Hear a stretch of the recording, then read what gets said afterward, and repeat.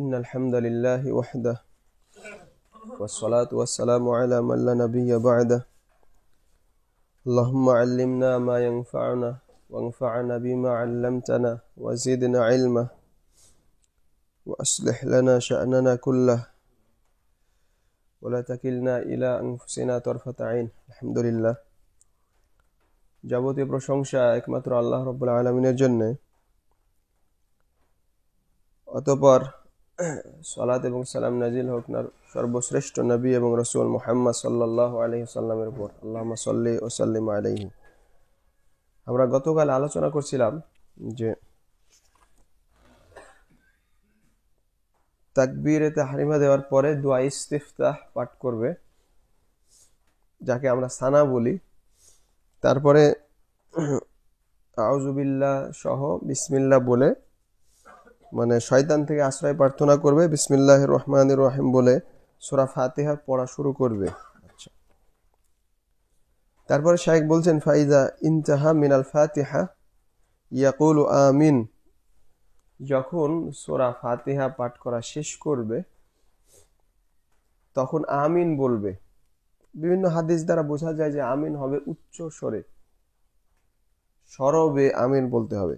আমিন মানে হচ্ছে আল্লাহ আপনি কবুল করেন, ইস্তাজাবা অর্থে এটা আসছে। তারপরে সুম্মা ইয়াকরাউ বা'দা যালিকা সূরা ইয়ানবাগি আন তাকুনা ফিল মাগরিব গালিবান বিকিসারিল মুফাসসাল ওয়া ফিল ফাজরি বিতিওয়ালিল মুফাসসাল ওয়া ফিল বাকি বিআওসাতিহি। পরে সূরা ফাতিহার পরে যে সূরাগুলো কিরাত করবে সেগুলো অধিকাংশ সময় মাগরিবের সালাতে কিসারে মুফাসসাল যেগুলো, এই সূরাগুলো পড়বে। কি সেটা আমি বলছি পরে। ফজরের ক্ষেত্রে তিওয়ালে মুফাসসাল গুলো পড়বে, আর অন্যান্য সালাতে আওসাতে মুফাসসাল গুলো পড়বে। মুফাসসাল, কোরআনে মুফাসসাল বলা হয় সূরা কফ থেকে একেবারে শেষ পর্যন্ত, সূরা নাস পর্যন্ত। সূরা কফ থেকে সূরা নাস পর্যন্ত এই অংশকে বলা হয় মুফাসসাল। এই মুফাসসাল গুলোর মধ্যে তিওয়ালুল মুফাসসাল, মানে যেগুলো বড় বড় সূরা তুলনামূলক, সেগুলোকে ধরা হয় সূরা কফ থেকে সূরা নাবা আম্মা ইয়াতাসাআলুন এই পর্যন্ত। তার মানে ফজরের সালাতে অধিকাংশ সময়, দুই একদিন ভিন্ন কথা, কিন্তু মুস্তাহাব হলো এই দীর্ঘ সূরা মুফাসসালের মধ্যে যেগুলো লম্বা লম্বা সূরা, এগুলো পড়বে। সূরা কফ পড়বে, এর থেকে সূরা নাবা পর্যন্ত এই সূরাগুলো পড়বে। ফজরের সালাত দীর্ঘ হবে। আর ইশার সালাত, জোহরের সালাত, এগুলোতে মধ্যম যেগুলো সূরা, সেগুলো হলো ওই সূরা নাবা আম্মা ইয়াতাসাআলুন থেকে সূরা দোহা পর্যন্ত এই সূরাগুলো পড়বে, মধ্যম। আর অধিকাংশ সময় মাগরিবে কিসারে মুফাসসাল, মানে যেগুলো একেবারে ছোট ছোট সূরা, সেগুলো সূরা দোহা থেকে একবারে সূরা নাস পর্যন্ত এই সূরাগুলো পড়বে মাগরিবে। তার মানে ফজর সালাত তুলনামূলক বেশি, সবচেয়ে দীর্ঘ হবে, তারপর ঈশা, জোহর এগুলো। আর মাগরিবের সালাত তুলনামূলক অধিকাংশ ক্ষেত্রে মাগরিবের সালাত একেবারে হালকা হবে।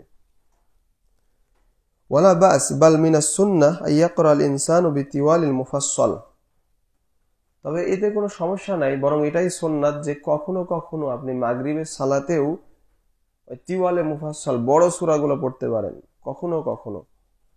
কারণ নবী সাল্লাল্লাহু আলাইহি ওয়াসাল্লাম থেকে সহিহভাবে বর্ণিত হয়েছে তিনি মাগরিবের সালাতে সূরা তুর পড়েছেন, সূরা মুরসালাত পড়েছেন। এগুলো কি তিওয়ালে মুফাসসাল, লম্বা সূরাগুলো, মানে মুফাসসালের মধ্যেই লম্বা যেগুলো, এগুলো। এটা সহিহ বুখারী এবং মুসলিমের হাদিস। তাহলে অধিকাংশ সময় মাগরিবের সালাত সংক্ষেপে হবে, কিন্তু কেউ যদি মাঝে মাঝে দীর্ঘ করে তো আপত্তি নাই। তারপরে সূরা ফাতিহার সাথে আরেক সূরা পাঠ করার পরে ইয়ারফাউ ইয়াদাইহি মুকাব্বিরান লিয়ারকা ওয়া ইয়াদআল ইয়াদাইনি আলা রুকবাতাইন। সূরা ফাতিহা এবং অন্য সূরা পড়ার পরে তাকবীর দিবে এবং দুই হাত উত্তোলন করবে, রাফুল ইয়াদাইন করে সে রুকুতে যাবে। রুকুতে দুই হাঁটুর উপরে দুই হাত রাখবে। আর মুফতারি জাতাইর আল আসাবি, তার রুকুর সময় হাতের আঙ্গুলগুলো ফাঁকা ফাঁকা রাখবে। আর তার এই পাশ থেকে তার বাহুকে দূরে রাখবে, মানে একেবারে আঁটো সাঁটো যাতে না হয়, এইভাবে রুকু করবে। ওয়ায়ুসাউই যহরাহু বিরাসিহি ফালা ইউকাউইসুহু, আর তার মাথার সাথে পিঠ একবারে সমান রাখবে, মাথা উঁচু নিচু এরকম না, মাথার সাথে পিঠ সমান রাখবে।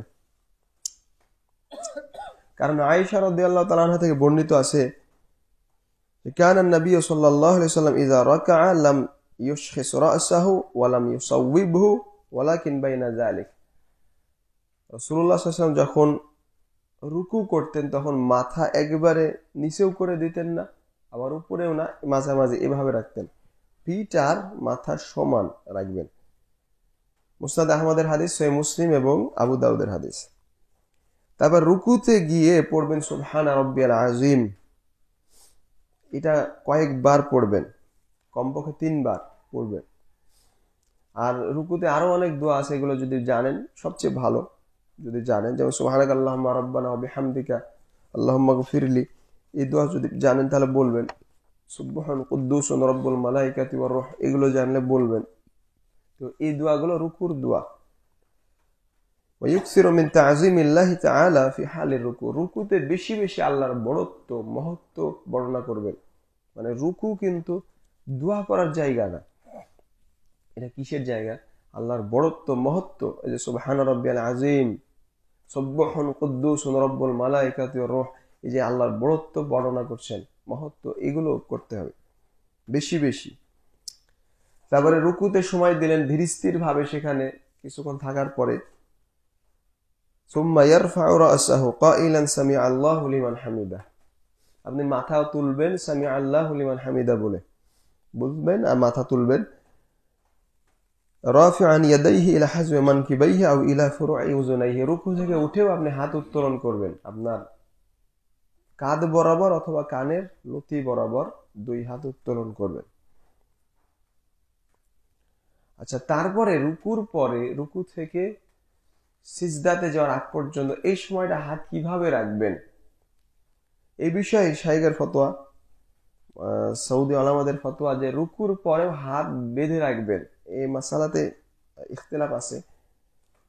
শাইখ বলছেন ওয়ায়াদাউ ইয়াদাহুল ইয়ুমনা আলা জিরাইহিল ইউসরা ফি হাযাল কিয়াম, রুকু থেকে উঠে আপনি যে কিছুক্ষণ দাঁড়িয়ে থাকবেন, দোয়া বলবেন, ওই সময়তেও আপনি বাম হাতের উপর ডান হাত বেঁধে রাখবেন। এটা শেখ বিন বাজ একই কথা বলেছেন। কিন্তু অন্যদিকে এই যুগের শ্রেষ্ঠ আলেমের একজন শেখ নাসিরউদ্দিন আলবানী রাহিমাহুল্লাহ এটাকে তিনি নাকচ করেছেন, কারণ এই বিষয়ে কোনো দলিল পাওয়া যায় না, খাস কোনো দলিল নাই যে ওই সময় হাত বাঁধতে হবে।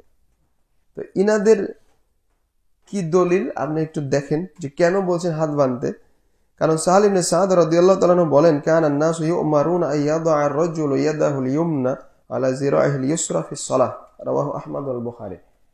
কারণ সাহাল ইবনে সাদ বলছেন যে মানুষদেরকে আদেশ করা হতো যে তারা যেন তাদের বাম হাতের উপরে ডান হাত রাখে ফিস সালাত, সালাতে। এটা আম কথা, বলা হয়নি যে আপনি রুকুর আগে, এভাবে বলা হয়নি। তাদের মানে যে দলিল দেওয়ার ধরন, তারা বলছেন ওয়াহাযা আমুন ইউস্তাসনা মিনহু সুজুদ ওয়াল জুলুস ওয়ার রুকু, এটা হচ্ছে আম বর্ণনা, সাধারণ বর্ণনা, যাতে শুধু আপনার বৈঠক করা, সিজদা করা, রুকু করাতে হাত বাঁধা লাগবে না, বাদ বাকি যতক্ষণ আপনি দাঁড়িয়ে থাকবেন হাত বাঁধবেন, এটা তাদের কথা।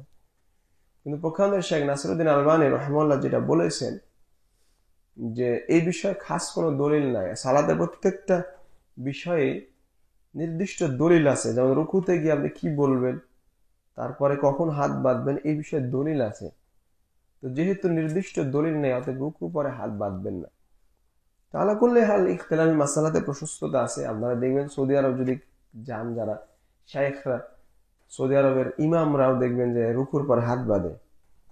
এটা আহামরি তেমন কোনো বিষয় না, যে মানে ইখতিলাফ মতভেদ করার কোনো বিষয় না। কেউ যদি ওই মাসআলা পছন্দ করে সে হাত বাঁধতে পারে। তবে আমরা মনে করি আল্লাহু আ'লাম বিস-সাওয়াব, রুকুর পরে হাত না বাঁধাই সুন্নাত। আল্লাহু আ'লাম। যেহেতু আমাদের সালাফে সালেহ থেকে সেইভাবে তেমন বেশি বর্ণনা পাওয়া যায় না, তো রুকুর পরে হাত না বাঁধাই সুন্নাত। আল্লাহু আ'লাম বিস-সাওয়াব। কেউ যদি বাঁধে কোনো সমস্যা নেই। তারপরে সিজদার শাইখ বলছেন যে ওই যে ইস্তেসনা, যে সালাতে সিজদা, তারপরে হলো রুকু আর বৈঠকের সময় বাদে অন্য সময় হাত বাঁধতে হবে।